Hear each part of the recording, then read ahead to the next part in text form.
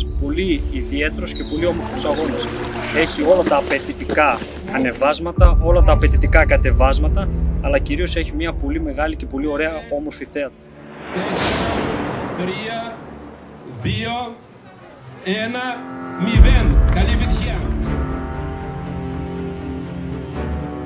Το μπαλκόνι στα αλπικά σημεία ήταν μοναδικό, δηλαδή εμένα προσωπικά, παρότι που είμαι αθλητής ανταγωνιστικός, σταμάτησα και είδα να δω τη θέα. Είναι θέα την οποία δεν τη συναντάς εύκολα και πραγματικά όλη αυτή η διοργάνωση και όλος αυτός ο αγώνας είναι κάτι μοναδικό.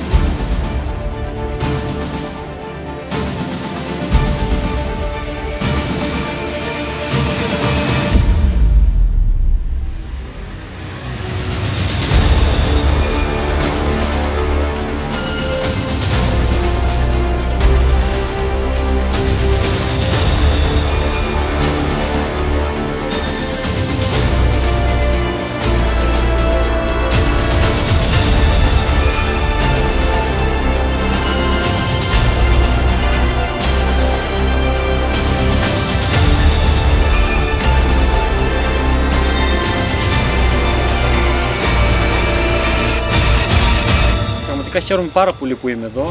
Εθελοντές, παιδιά χαρούμενα, πανηγύρια, χαρές. Αυτά είναι η ομορφιά του ορεινού τρεξίματος. Πραγματικά είναι ένας αγώνας ο οποίος αξίζει να τον τρέξετε και αξίζει να το έχετε στο καλεντάρι σας για την επόμενη χρονιά.